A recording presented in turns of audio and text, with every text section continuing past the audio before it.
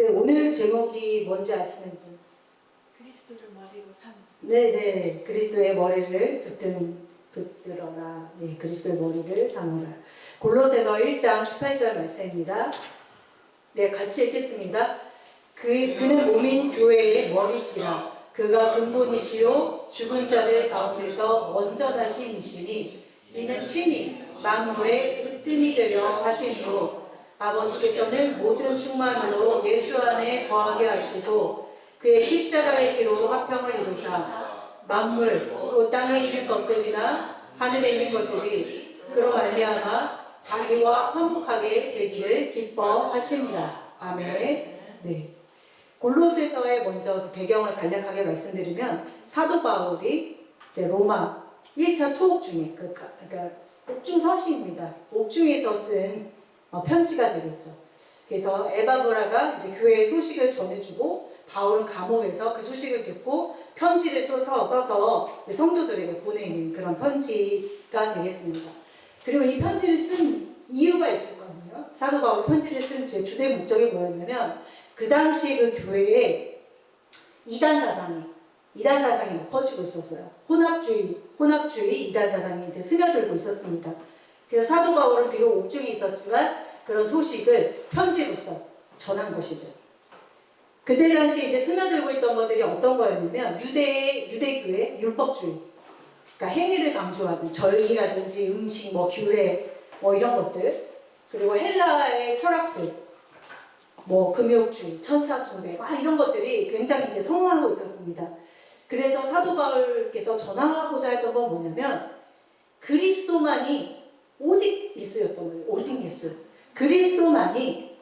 그리스도만으로 충분하다. 구원은 그리스도께만 있다. 아멘. 그리스도가 머리시다. 이걸 굉장히 강조하시고 싶으셨던 것이죠. 아멘. 그래서 골로새서 1장도 봐도 그렇고 2장도 봐도 그렇고 사도 바울께서는 그리스도를 머리라는 것을 굉장히 강조를 하십니다. 그래서 이것이 오늘날 우리에게도 그리스도를 머리 삼지 않으면은 우리가 뭔가 있어 보이고 반듯해 보여도 머리가 그리스도가 아닌데 그것이 무슨 소용이 있겠습니까? 그래서 오늘 이제 그 말씀을 나누도록 하겠습니다. 먼저, 머리 없는 몸이 있을까요?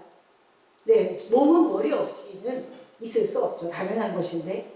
그러면 그 머리가 말하는 것이 무엇인지를 먼저 알아야겠습니다. 머리라는 것은 뭐냐면, 리더를 뭐라고? 통치자. 통치를 뜻하는 거예요. 그리스도의 통치. 머리가 그리스도라는 것은 그리스도가 통치자이심을 이야기하는 것이고, 그 머리가 로시라는 뜻을 갖고 있습니다. 로시는 뭐냐면 첫째, 머리, 우두머리, 시작이다. 그리고 머리라는 것은 뭐냐면 생명, 생각, 모든 것을 주관하시고 통치하시고 이끌어가시는 것이 그 머리라는 것이죠. 우리 이사야 1장 5절 말씀 한번 볼까요? 머리가 그리스도가 아니면은 이런 일이 이제 생기는데 너희가 어찌하여 매를 더 맞으려고 폐역을 거듭하느냐. 온 머리는 병들었고 온 마음은 피곤하였으니 발바닥에서 머리까지 성한 것이 없이 상한 것과 터진 것과 새로 맞은 흔적뿐이오늘 그것을 짜며 싸매며 기름으로 부드럽게 함을 받지 못하였도다. 예, 온 머리가 병들었다. 우리 사사기에 보면은 이것을 너무 잘 알 수 있습니다. 그들이 하나님을 원하지 않았습니다. 사사기에 보면은 사사기를 전체적으로 보면은 어떤 내용들이죠? 폐역하고 그게 뭐예요? 머리를 하나님으로 두지 않은 그 상태를 아주 잘 보여주는 것이 사사기죠. 근데 사사기뿐 아니라 우리가 우리의 삶 속에서도 봤을 때 예수 그리스도를 머리 삼지 않는 교회, 예수 그리스도를 머리 삼지 않는 우리 각자 개인을 보면은 지금 이렇게 뭔가 열심을 내고 있지만 사실은 더더욱 매를 맞으려고 폐역을 행하는 것이 될 수 있다는 것이죠.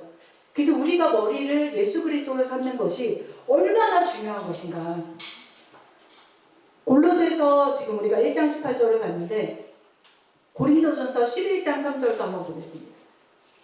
그러나 나는 너희가 알기를 원하노니 각 남자의 머리는 그리스도시요 여자의 머리는 남자요 그리스도의 머리는 하나님이시라. 네, 이렇게 말씀을 또한 뒷받침하고 계십니다. 에베소서 1장 22절 보겠습니다. 또 만물을 그의 발 아래에 복종하게 하시고 그를 만물 위에 교회의 머리로 삼으셨느니라. 교회는 그의 몸이니 만물 안에서 만물을 충만하게 하시는 이에 충만하심이라 라고 이야기하고 계십니다. 그러니까 예수는 교회의 생명의 근원이 되시고 처음이 되시는 것이죠. 근데 우리가 머리를 붙들지 않는다는 것은 자기의 옳은 소견대로, 이게 사사기의 주제잖아요. 각자 옳은 소견대로 행하는 상태, 이걸 사사기의 주제인데 우리의 시대가, 지금 우리 각자가 그 사사기의 시대와 같다라는 것이죠. 너무 지식이 넘쳐나고 있고 정말 핸드폰만 열어도 지식이 얼마나 넘쳐납니까? 얼마나 많은 정보가 쏟아집니까?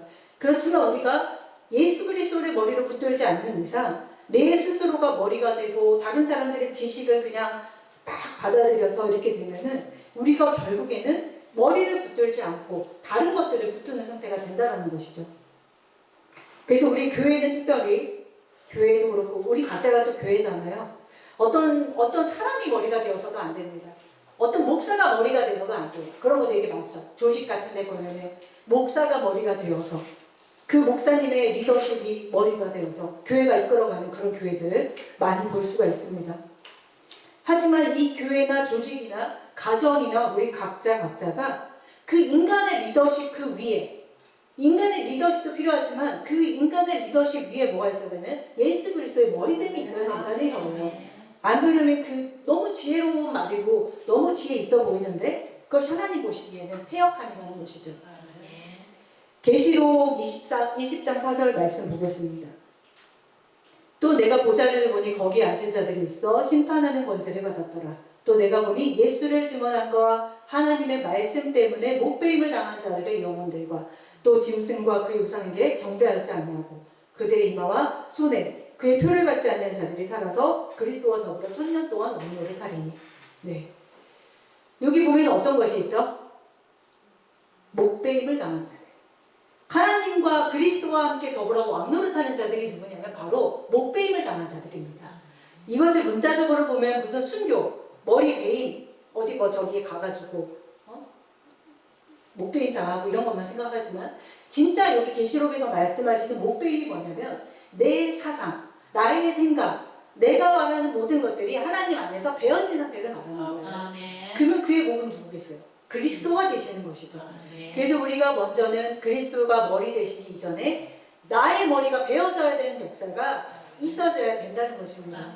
그래서 우리가 정말 이거 가지고 우리가 기도할 때 정말 우리가 하나님의 말씀으로 인하여서 목배임을 당하여야지 그것이 참된 교회가 되는 거예요. 오늘날 우리 교회가요. 예. 우리 자신도 너무 마찬가지죠. 그래서 목배임이라는 것은 단순히 죽임을 당했다, 순교를 당했다 이런 것이 아니라 우리의 머리가 베어지다.